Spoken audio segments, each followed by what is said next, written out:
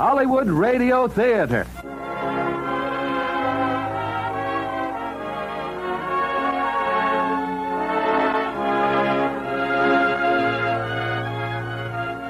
We get many enjoyable moments out of the books we read, the sights we see, and above all, the things we hear.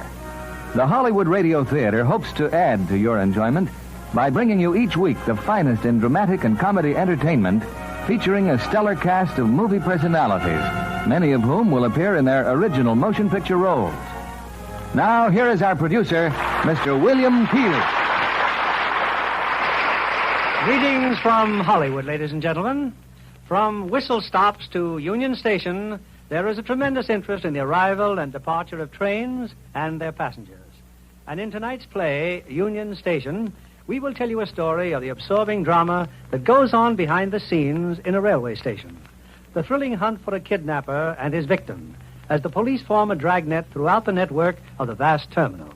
As our stars of this entertaining Paramount picture, we have three of the original stars, who are also three of your favorites. The romantic team of William Holden and Nancy Olson, and that arch villain, Lyle Betker. Now, Union Station, starring William Holden as Lieutenant Detective Calhoun, Nancy Olson as Joyce Willicombe, and Lyle Betker as Beacom.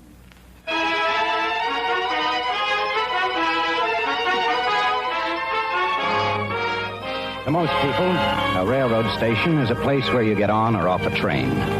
But when you've got 80,000 people doing that every day of the year, there are times when the public wants the law around. Now, that's where I come in. My name's Calhoun, Lieutenant Detective, and my precinct is Union Station. We operate 24 hours a day. Men in uniform, men in plain clothes. Sometimes we're the man who wears a red cap and carries your baggage. Sometimes we sell you a ticket or hand you a timetable at the information booth. But all the time, there isn't an inch of the Union Station that isn't under observation. Often we get involved in something that begins miles away from the Union Station. But if it happens on railroad property, wherever that might be, sooner or later we're in on it. And what you're about to hear is a pretty fair example of what I mean. All of this began at one of the smaller stations way out in the suburbs. It was in the middle of the afternoon. Local 42 was doing about 10 minutes. A car drew up to the station. In it, a chauffeur and two girls.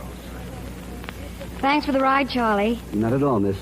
Well, Lorna, I'll see you in a couple of days. Oh, don't go, Joyce. We can wait until your train gets here. Oh, no, you're late enough already. We should have dropped you off to the doctor's first. There's no hurry. I can tell you exactly what the doctor will say. He'll tinker with a dozen instruments, then he'll say, "Turn your head up, Miss Murchison. Now to the right. Now the left, please." I don't want to raise any false hopes, Miss Murchison, but... Well, anyway, one of these days that butt is going to work for me. You bet it is. Maybe this'll be the day. Take care of her, Charlie. Don't you worry, miss. I will. I'll phone you tomorrow, Lorna. Oh, I almost forgot. Here's your scarf. Thanks for lending it to me. Number 42 was on time that day. It took 8 or 10 passengers aboard and left the station less than a minute later.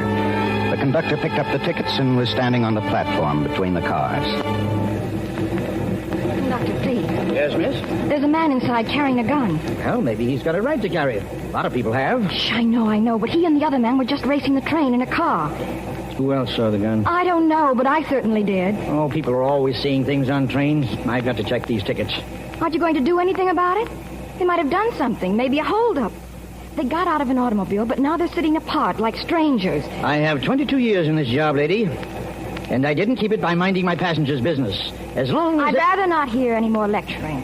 If you don't intend to do anything about it, I will. All right, I'll do what the regulations say I should. I'll wire ahead and have a cop waiting for you at Union Station. I'll get you the head man himself. Thank you. Lieutenant Calhoun, you can tell Willie Calhoun all about it.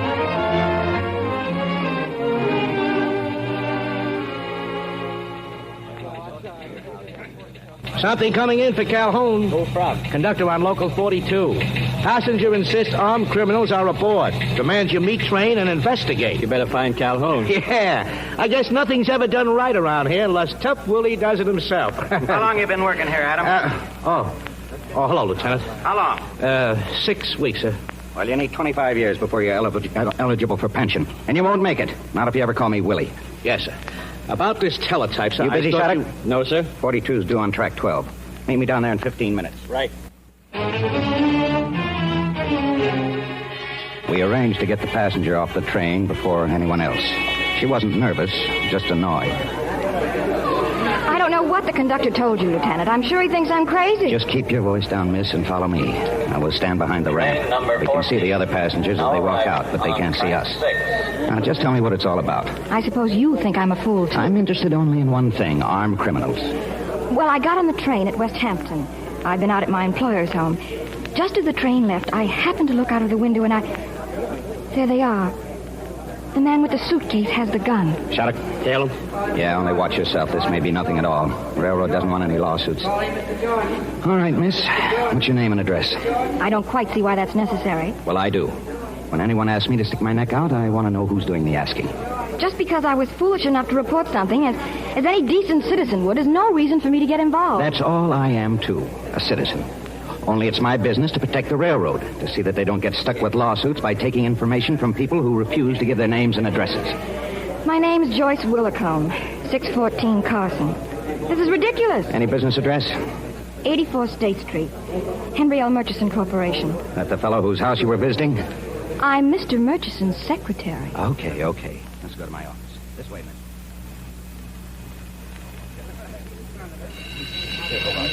Then I told the conductor on the train that... Excuse me. Hello? Shattuck, Lieutenant. Well? I lost them. Sorry. Oh, fine. But I got something you may want.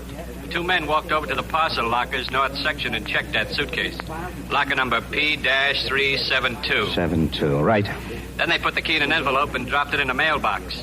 They went out to the street and I lost them. Okay, Shattuck, get back up here. Stein? Yeah? Locker number P-372, north section. Bring up whatever you find. Well, miss, maybe we'll learn something. You mind waiting? I'll wait. They put the suitcase in one of those parcel lockers. That's probably where your friend ditched his gun.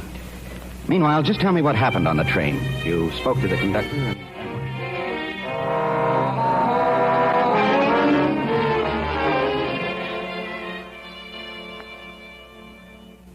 Here's the suitcase, Lieutenant. At least it isn't locked. Open it up.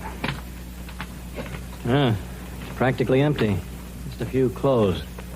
Pair of gloves, scarf, one of those berets, And no gun. Looks like we made a mistake. Just a minute. That scarf. That's Lorna's. Lorna Murchison's. She came to the station with me. Their chauffeur drove us. She had loaned me this scarf. These are her things. Lorna Murchison, boss's wife? His daughter. She was on her way to the doctor's and she dropped me off at the station. How old a girl? 18. Don't you see? Something's happened to her. Why the doctors? She went to the doctor regularly. Lorna Murchison is blind. Blind?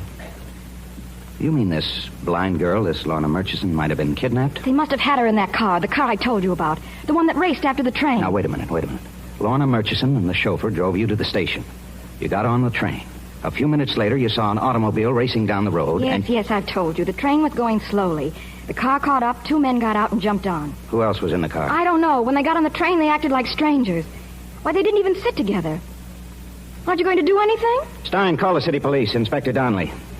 All right, Miss Willicombe. Where can I reach Murchison? What's his phone number? Murchison wasn't home. He was at the police station in West Hampton, reporting the kidnapping of his daughter. A couple of their men drove him into town. All right. Now, we're not getting anywhere making guesses.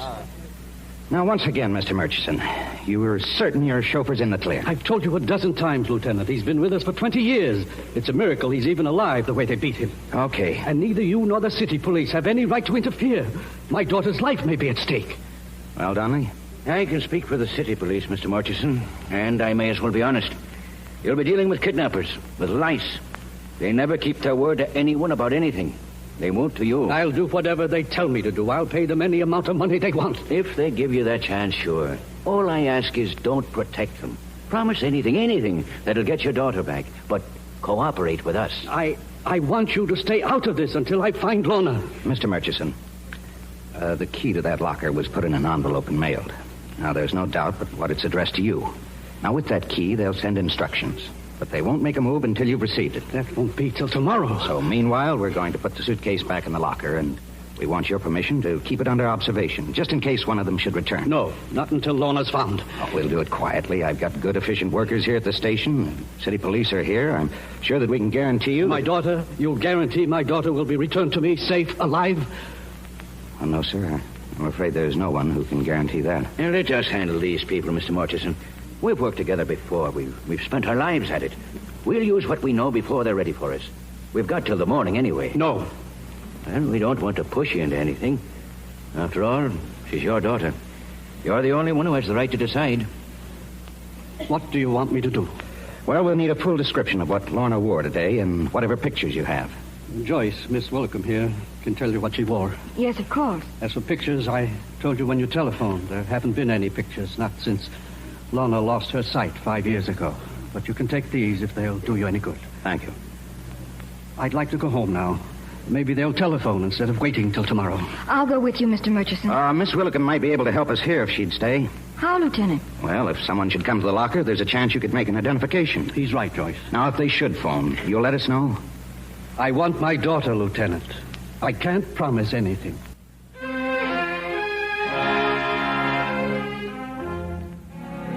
We took the girl down to police headquarters, Rogues Gallery. We got nowhere. Then we left Inspector Donnelly to start the long, slow process of checking everyone who'd been in recent contact with the Murchison household, and went back to Union Station. There's one thing about working for a railroad station, miss. You're always near a lunch counter for a cup of coffee. What time is it, Mr. Shattuck? 3 a.m., almost. Now, don't worry about the locker. We got men watching. And you think kidnappers would come here with men on guard? Not if they could see them. But we've got places to watch them from, Miss Willicombe. Telephone booths, grill work, ticket windows, dozens of places. Well, it looks like it's going to be a long night. Maybe she could go home for a few hours. Let's play it safe, Shattuck. You don't mind staying, do you? No, I couldn't sleep anyway. Look, I'm going to wander around for a while. If you see anyone, don't wait to make sure. Just tell Shattuck. Now, that's important. This is the 4th time you've told me. I still say that if they show it all, Lieutenant, it won't be until Murchison comes back to open the locker. Never mind the ifs. If she'd noticed anything about the car, the license number, anything, we'd have something to bite into by now. I know it's all my fault, Mr. Shattuck. You see, I had those 2 men right under my nose, but I didn't follow them. I was too busy giving my name and address to someone.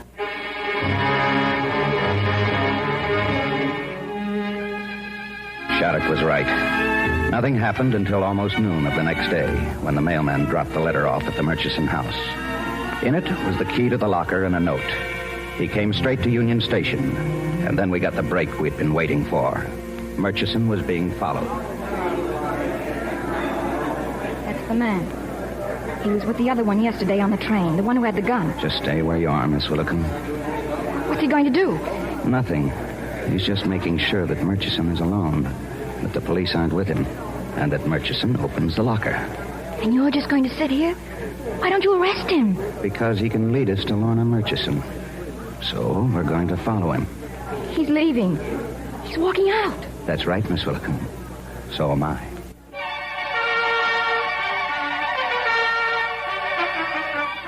The man walked for a couple of blocks to the subway station. He took a downtown local. 8 of us followed, but only one stayed close to him. At each subway stop, one of us would leave and another take over. I don't know what we did wrong, but somehow he became suspicious.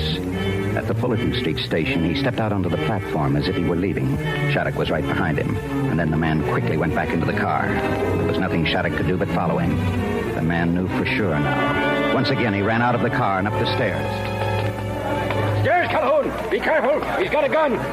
We're right behind you, Shattuck, but don't shoot! We need him alive! He was running toward the stockyards.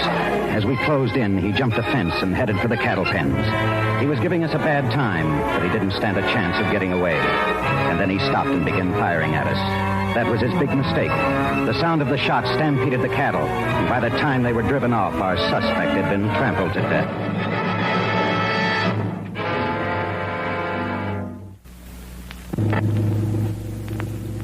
Why are you driving me home, Lieutenant? Oh, Inspector Donnelly suggested it. You should have been home long ago. It's too bad you lost that man. Yeah, I've been waiting for you to say that. But at least we know who he was. His name was Gus Hatter. Where he lived, fingerprints, driver's license. Donnelly's got men planted at the hotel and on his telephone. If anyone tries to get through, they'll take him. I suppose that's the best way to look at it now. Try not to think about the other kidnappers. The ones who are waiting for that man to get back. I wish I hadn't said anything about those men on the train. We should have stayed out of it, all of us. That's what Mr. Murchison wanted. Look, men like Donnelly have had years and years of Yes, experience. I know. Leave kidnappers to men who know how to handle them. Make sure the railroad company isn't sued. Why doesn't someone think about Lorna Murchison? She's all that counts. I don't care how many kidnappers you catch, whether they're caught or not. I care about her. We all do, Miss Willicum. What instructions did Mr. Murchison get in that letter? Well, he's to be standing in front of the information booth tonight at 8 o'clock. They'll contact him there. They're going to use your station again? Yes, they're going to use my station. Donnelly thinks you'd better be there, too. Where? My office at 7:30. Very well. Thanks for the ride, Lieutenant. 8 o'clock, the kidnappers had said. That gave us time, Donnelly and me, to get our plans fairly well organized. They have it all figured out, Calhoun. They know the station's going to be jammed with weekend crowds, worse than yesterday. Well, the more people, the better. We can scatter an army down there, and nobody will ever notice them. Whoever engineered this kidnapping, that kind of a man won't come himself. No. He'll send someone else. Like the fellow who drove the car. Nobody's seen him. My guess is that he's probably the one taking care of the girl. What makes you think anybody's taking care of her? I wouldn't be lifting a finger, not a finger, if I could make myself believe that Lorna Murchison's still alive. Now, how can... I don't believe it. Not 10 minutes after they took her. Well, how do we lay it out? I want your men to cover every exit and every entrance. Now, we got a dozen phones planted around the station. I'll have a man at every one. Stein will be with the station announcer. We've got signals he can give over the public address system. We have 4 clerks in the information booth. Tonight, 2 of those clerks will be Shattuck and me. I think we'd better have another talk with Murchison. He's staying in town, and I just want him to be sure that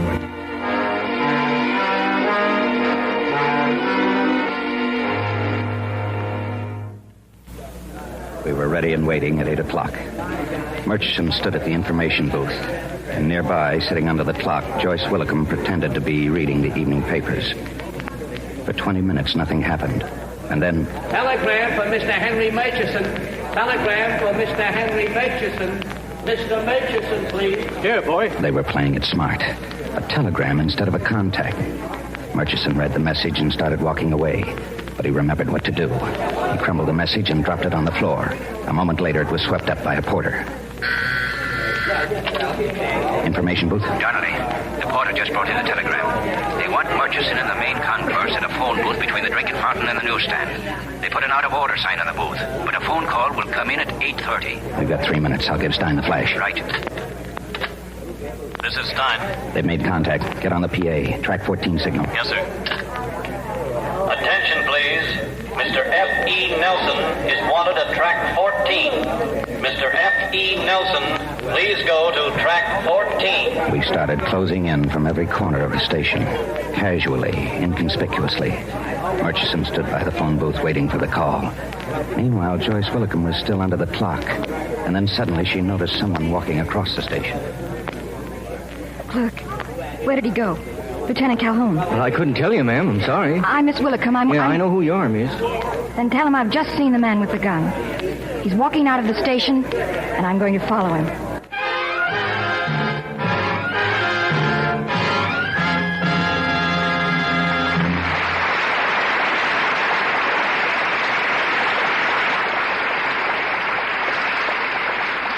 Act 2 of Union Station will continue shortly. Now, our producer, Mr. William Keeley. Act 2 of Union Station, starring William Holden as Bill Calhoun, Nancy Olson as Joyce, and Lyle Betker as Beacom.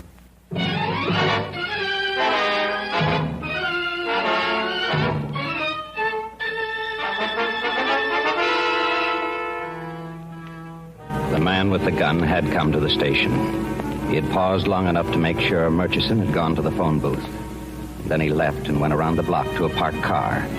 And following him was Joyce Willicum. He was talking to someone.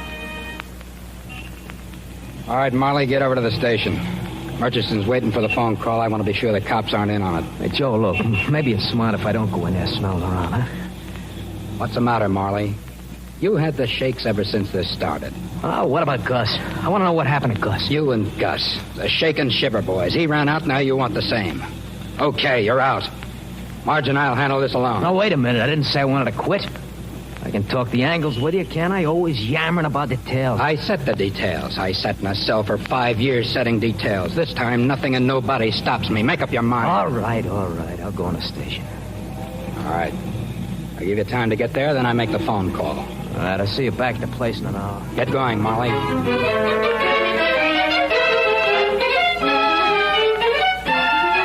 Joyce followed Marley back to the station. Murchison was still waiting for the phone call. Lieutenant. Get back under the clock. You were told to stay there. I know I was. But just in case you're interested, one of the kidnappers just walked in. Where is he? He's sitting down, facing the first phone booth. The call's coming through. Look, find Donnelly. Tell him what you just told me. Tell him we won't do a thing until Murchison's through talking. And hurry, please.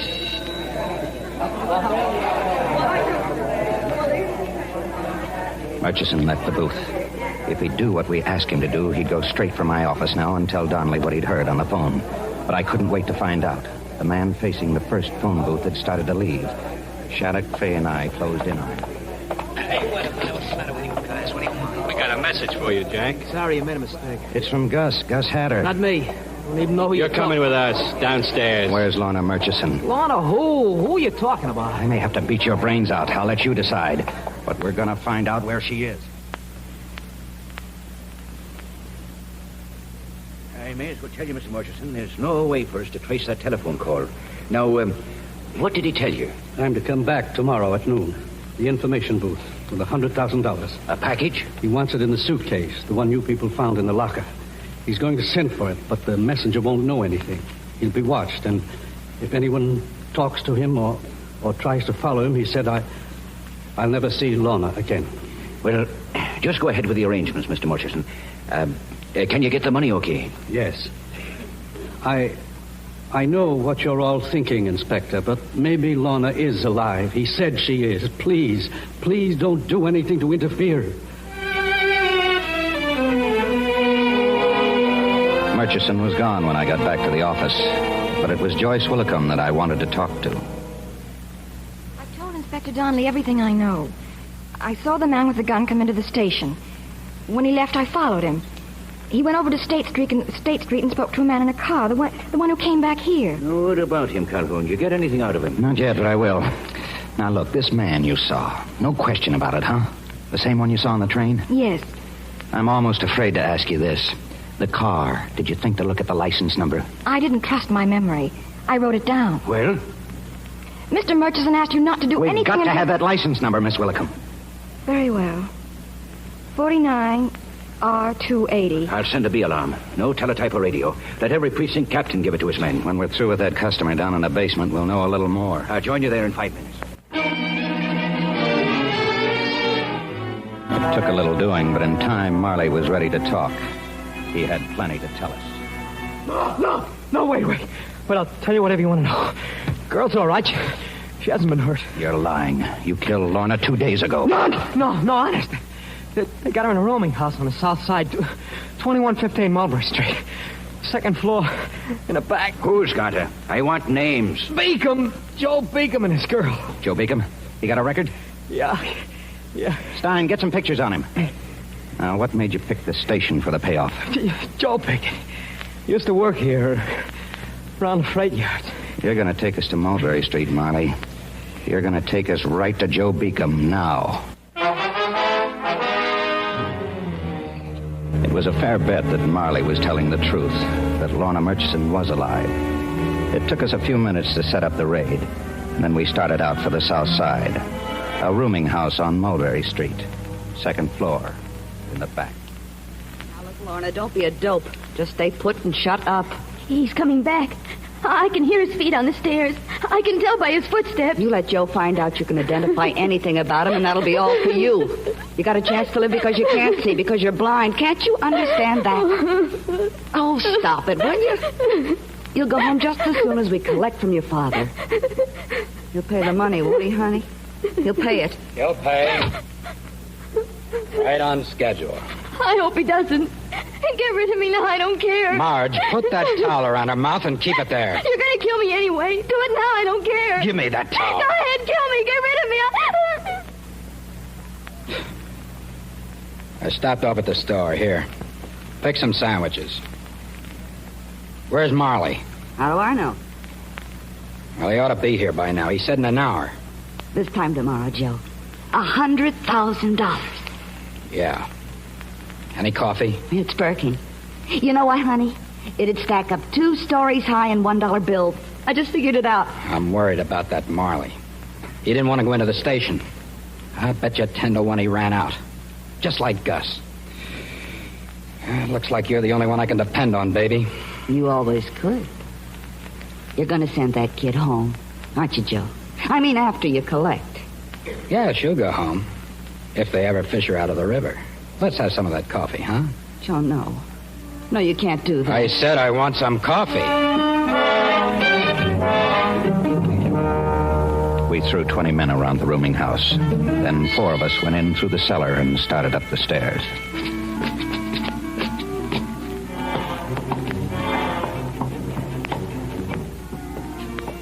Now? Go ahead, Marley. Knock on the door. Joe? Joe, it's me, Molly. Joe? You've got a key. Use it. All right, let's go. The place was empty. We got there too late. Sure, they kind of got scared waiting for me to show up, and they blew. Hey, you see that chair? That's where he tied up the girl. I wasn't lying, mister. The girl's alive, I tell you. Coffee pot's the kitchen, Inspector. It's still warm. Well, you've got to call off that alarm, Donnelly. Forget about his car. Why, it's the best lead we've got left. We can't gamble anymore. Beacom's not the kind to go down alone. Once he knows we're onto him, the girl won't stand a prayer. Let him pick up the money tomorrow. We'll try for him later.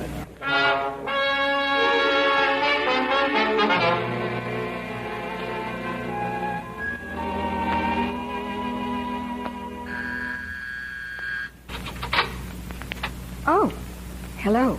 Hello. I just thought I'd drop by and tell you, we missed them. They were gone by the time we got there, but Lorna Murchison's all right. I mean, she's alive. She's alive? Yeah. Donnelly called off the alarm on the car, and we won't interfere with the payment tomorrow. Well, I just thought you'd like to know. Joyce, who are you talking to? Come in, won't you? Oh, thanks. This is my mother. Mother, this is Lieutenant Calhoun. Oh, yes, the policeman. You said Lorna's alive. Oh, I'm sure you'll get her safely back. You will, won't you? I hope so. Won't you sit down, Mr. Bill, Mrs. Willicombe. Why, my husband's name was Willie, too. Joyce tells me you're with the railroad station. Yes, ma'am. It must be very interesting, Willie.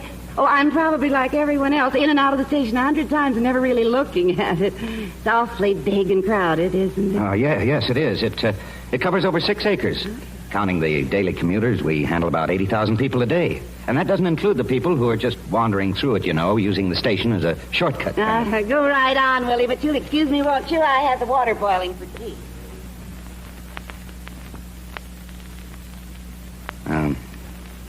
You're still sore. They know, don't they? The kidnappers. They know now that the police are after them. Look, there wasn't any choice. Not for me, not for anyone. There was a good chance we could catch up with them. We took that chance. You have a different viewpoint. But a cop can't be sentimental, Joyce. Not if he's going to do his job. Your job, your railroad station, that's all that counts. Sure, I have a different point of view. Yesterday you called yourself an ordinary citizen, but you're not. You're a policeman 24 hours a day. Willie, do you take cream or lemon? Lemon, Mrs. Willicombe. Lots of lemon. I like things good and sour. Joyce, too. When she was little, she liked to eat lemon. I think she still does. I'm sorry, Bill.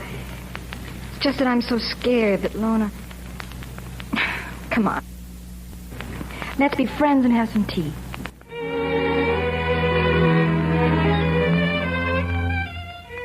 And while I sat there drinking tea, Beacom, his girlfriend, and Lorna Murchison were on their way to another hideout. The alarm for Beacom's car had been canceled, but some of the patrolmen walking their beats hadn't gotten the word, and one of them spotted it.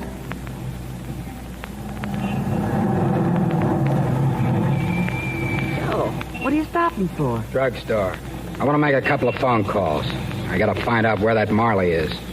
Keep the kid on the floor and put the blanket over her. I'll be back in a few minutes.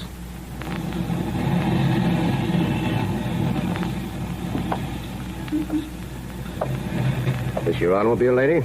It's my friend's. What's the matter? Can't we park? Just stay where you are, miss. What's that on the floor, under the blanket? Oh, it's nothing. Nothing at all. Get out of the car, lady. Sorry, but I've got to take a look.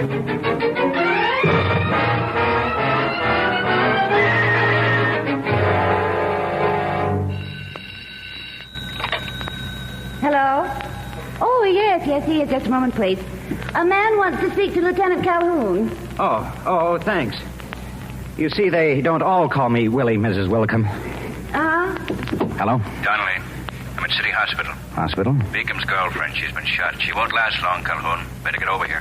Who shot her? I'll give you all of it when you get here. I'm on my way. Bill. Not Lon. No, Beacom's girlfriend. I'll call you later. When I got to the hospital, Donnelly told me. Patrolman had found Lorna. But just then, Beacom walked out of the drugstore. Marge yelled to him, and Beacom started shooting. One of the bullets hit Marge, and the others killed the patrolman. Beacom left them both on the sidewalk and drove away. The girl's unconscious now. Doctors say she hasn't got a chance. But when you questioned her... She said that Beacom was going to kill the Murchison girl, but not until after he got the money. Now, where would he have taken her? That's what I was asking her when she blanked out. Inspector. Well? That's all we'll get out of her. She's dead. Maybe she wasn't telling the truth. She knew she was dying, Mr. Murchison. No, I don't think she'd lie. What do you want me to do? Give up hope entirely? Oh, let me drive you home, and after you've had some rest, maybe Thanks, but I'd rather go alone. I'll be at the station at noon tomorrow. Maybe it's only one chance in a million, but I'll be there with the money and my prayers.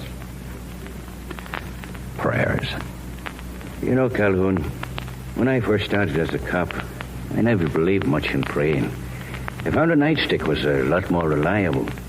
But, well, a man gets older. Tell me something, Inspector. Do you ever get criticized for doing your job? By everybody. From my wife down to the commissioner himself. Somebody been belaboring you? I'm a cop 24 hours a day. All I care about is my railroad station. Well, a good cop ought to be working full time, but a man has to be careful he doesn't become all cop. Yeah. Tell me, that patrolman who was killed, he have a family? 4 kids. I should never have tackled a setup like that alone. A guy doesn't jump into fire feet first. Sometimes a man has to jump. Feet first or head first. A foolish man. You were in the war, Calhoun. Were you ever pinned down by mortar fire? There was always someone, some foolish man, who'd stand up and walk right into it. That's how wars are won. And that's how fellas wind up on slabs before their time. Donnelly, what's going to happen tomorrow? Beacom will collect $100,000. Let's see. There are 4 of them at the start. Beacom, Hatter, Marley, and the girl. He's the only one left. He's got to make that collection alone now. Yeah, maybe so. He'll have to show himself when he picks the money up from the messenger. He must have his hands full with that poor blind kid. Why? Why should he? There's 1,000 places to unload a body. I still don't believe it. He wouldn't risk our finding a body before he has a crack at the money. And he knows now that we know all about him. His girl said he planned to kill her as soon as he got the money, but he made that plan before he knew we had a line on him. The man's a criminal. He'll do things the criminal way. I'm going home and get some sleep. I'll see you at Union Station in the morning.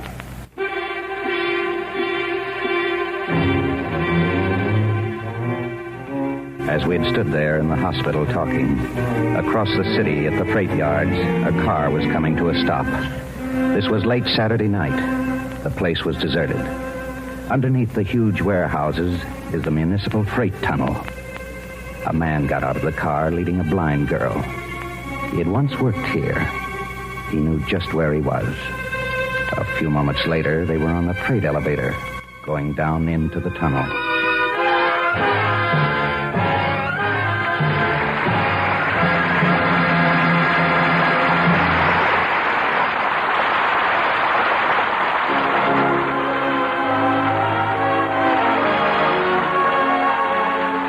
We pause now for station identification.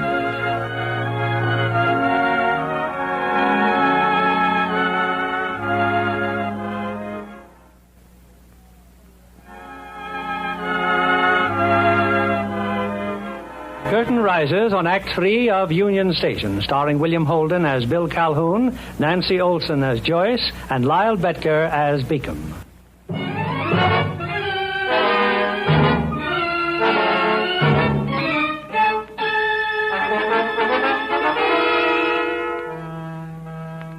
Joyce met me the next morning. We had breakfast in the station restaurant. I just spoke to Mr. Murchison. He went to the bank. The FBI men arranged it for him. Yes, I know. He should be here in about a half an hour. Bill, I think he believes that Lorna's...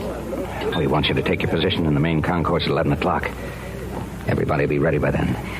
Please tell me. Do you honestly think that Lorna's all right? Oh, I don't know the answers. Nobody does.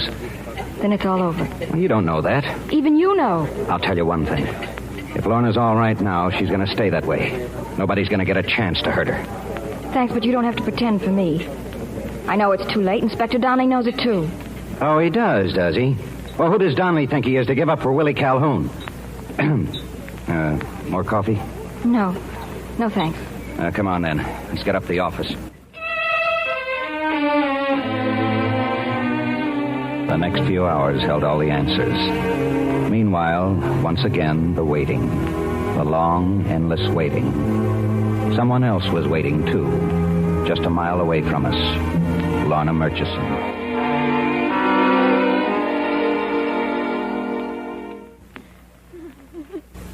Come on, stop your bawling, Cookie. I got something to tell you. Now, pretty soon now, I'm going to be leaving you. Where are we? What is this place? Oh, it's so cold and damp. Kept you guessing for quite a while, didn't I? You ever hear the municipal tunnel? It's kind of a busy place. Every day except Sunday. And it's a lonely place, not a sound. Except maybe some water dripping and the crackle of electricity. Oh, yeah. It's all electric down here. High tension to run the switching engines. Real dangerous unless you can see your way around. Oh, please tell me. Please. Are we really going to meet my father? I used to sneak down here when I was a kid. Rob the freight cars. Once I got a dozen pairs of shoes. You know something? Not one of them fit me. Didn't think I'd ever graduate into the 100,000 class. You're not taking me to my father. You were lying to me. Clean your head off, Cookie. It's Sunday and you're 40 feet underground. Go on and scream. For 2 days now, I've had to listen to you yapping about wanting to die. Well, here's your chance. When I go, there'll be no one around. Nothing. Nothing but you and a flock of high-tension wires. They got signs painted on the walls. Danger. High voltage. Don't say I didn't warn you. Now get out of your coat. Oh. I said get out of your coat. That's it. Coat goes into this suitcase, Cookie. Needs a little weight. There. Now it's exactly like the suitcase your old man's going to bring me. Boy, that place is going to be full of cops, all looking for me. 30, 40, 50 cops. And I'm going to make them all look like suckers. Oh, you'll get your money. Please, please don't leave me here. Nothing wrong with your feet, is there? You want to get out? Okay, start walking. You'll cry so fast it'll curl your hair. So long, Cookie. I'll find you tomorrow, if you're still around. 20 minutes later, the clerk on duty in one of the parcel rooms of the Union Station heard a door close behind him. He turned around. Facing him was a man wearing the jacket and cap of a railroad brakeman. Hey, just a minute. You got no right in here. You... Okay, friend, now you know the score. Next time I use the gun. What do you want? Keep your mouth shut, stay clear of your window, and do exactly what I tell you. Now sit down. How do I get an outside line on this phone? 9. You dial 9.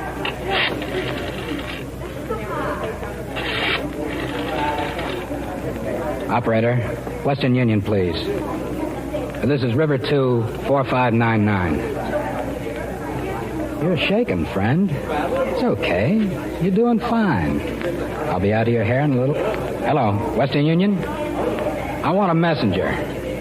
Yeah, I want a messenger to pick up a suitcase. Union Station. The information booth in the main concourse. You got that? The information booth in the main concourse. Now, he's to take the suitcase to the east entrance parcel room. It's to go aboard the Pioneer Limited. Yeah, okay. Now, suppose you repeat all that. At 12 o'clock, Murchison stood in front of the information booth. On the counter, in the suitcase, was $100,000. At 2 minutes after 12, a Western Union messenger walked up. Is this the suitcase I'm supposed to pick up? Yes. Wait a minute. Do you have a message for me? Nobody said anything about a message, mister. Very well, then. Take the suitcase. From every part of the station, men stood watching the messenger. We saw him carry the suitcase to the east entrance parcel room. But then something happened that held us back.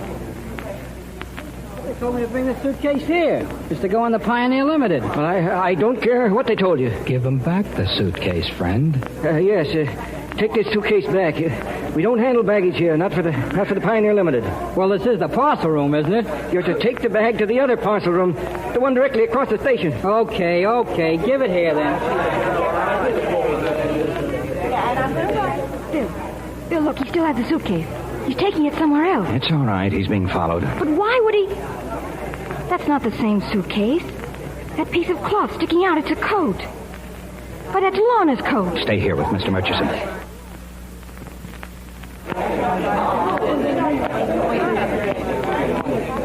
Look out of the window of your cage, friend.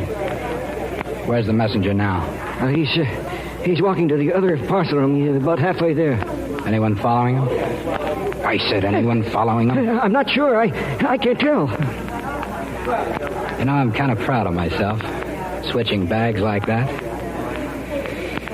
Anyone coming this way? Yes. Who? It's a man. You just keep in front of that window. I'm right next to you, friend, and this gun's loaded. Hey, you parcel room. What's with that messenger? He wanted to check through for a train, Lieutenant. We don't handle train baggage on this side. He's here, isn't he? He's in there with you now. Honest, Lieutenant, there's nobody here. Drop to the floor. Come and get me, sucker.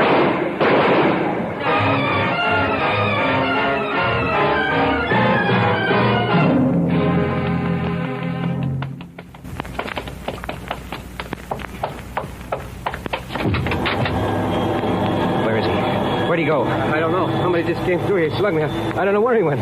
Is there any other way out of this power plant? Wait a minute. There's an air shaft in the back of the transformer. It goes through the city tunnel. Where? To the right, Lieutenant, behind the transformer. Now, look. Call my office. Get Inspector Donnelly. Tell him that Beacom's been wounded. That he's somewhere in the tunnel. He's got a gun, Lieutenant. Wait for help. It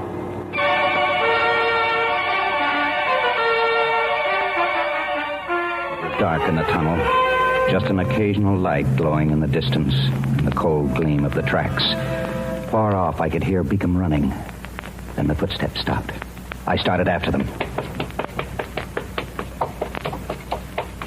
Beacom!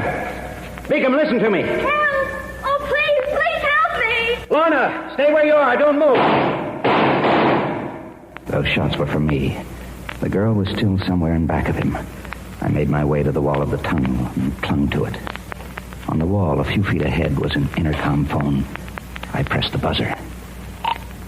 Watchman's office. Look, I'm Lieutenant Calhoun, Railroad Police. Get me through to my office. Yes, sir. Beacom, can you hear me? I'm listening. You're hurt, Beacom. I didn't miss up there in the parcel office. Throw your gun away and come towards me with your hands up. You think I'm hurt? Just start walking this way. The police will find us. They'll cover every exit and every entrance. Expect me to fall for that? It's the percentages, Beacom. You always have a better chance if you walk out. Calhoun, where are you? This is Donnelly, Calhoun. Just hang on and listen. I'll walk out, all right. Me and Lorna. You gotta pass me to get you hurt. Beacom's got the girl in the tunnel. I think she's all right. Now come in from the Rutgers Street entrance, but be careful with your shooting. That's just to let you know I'm still in business, Calhoun. I'm gonna pick up Cookie. Don't make me kill her. What good would it do to hurt her? She's my ticket out of here. If anybody tries to stop me, I'll kill her. Calhoun, are you still there? Go ahead. We're moving in. Can you hold him there? I'll try. Black out everything, Donnelly. The lights, power, everything. Where are you? Oh, please find me, please. I can't see. She's getting nervous waiting for me. Hey, the lights. Wait. Run, Lorna! Away from my voice! Keep running! You stay just where I left your Cookie! The power lines are off, Lorna. They won't hurt now. You start running, Cookie, and I start shooting! I'm coming after you, Beacom. You got any bullets left, you better save them for me.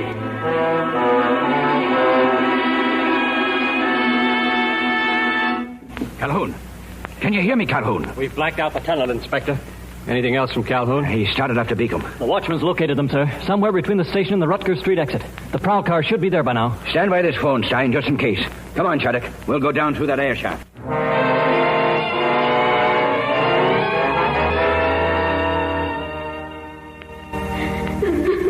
It's all right, Lorna. It's all right now. Where is he? He's here, Lorna, but he'll never harm anyone again.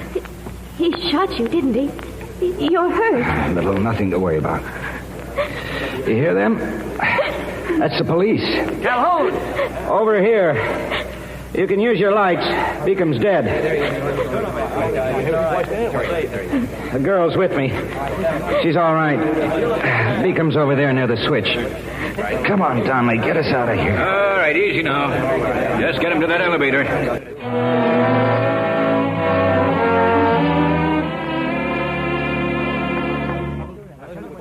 This is where he broke in, Calhoun. Same elevator he used to take her down there. Yeah. Where's Lorna now? Well, she's with her father, over there at the ambulance. Outside of shock, she's going to be okay. Bill, What are you doing here? never mind what I'm doing here, and where do you think you're going? I want to go and get cleaned up. You sit down on that crate. Go on, sit down. Yeah, she's right, Bill. What about that shoulder? Oh, it's all right. Don't worry about it. Well, what about the money, Calhoun? Do you have it on him? It's in the tunnel, a couple 100 feet up the track. Well, just don't stand there, Inspector. Get the doctor. He's in the ambulance. Yes, ma'am. Oh, stop making a fuss. Tough Willie. And don't call me Willie. Now hold still. I've got to get your coat off. I suppose it's a tough reputation you have. Tough Willie. Afraid to holler ouch. Ouch! Now, look, please.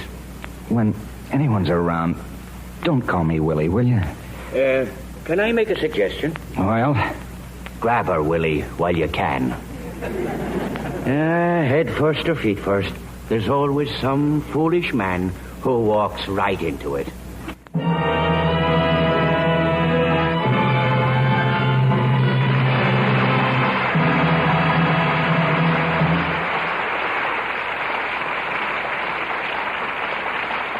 In a minute, our stars will return.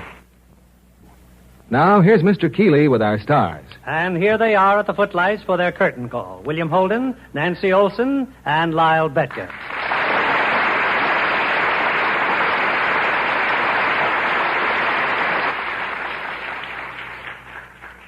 Imagine Bill having the nerve to make a picture without me. Well, you have made some fine pictures together. And just what was the turning point in your career, Lyle? So far, there's been none, Bill. I just go right on playing dyed-in-the-wool villains. Well, Cecil B. DeMille did give me the greatest break of my career by casting me in the picture, but I'm still the villain. And what a villain. So stick around, Lyle. I know Paramount will come up with a turning point for you. I think we've arrived at one right here. Good night. Good night. Good night.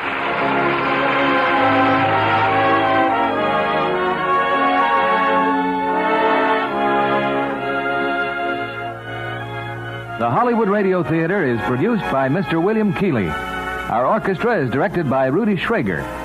This is John Milton Kennedy.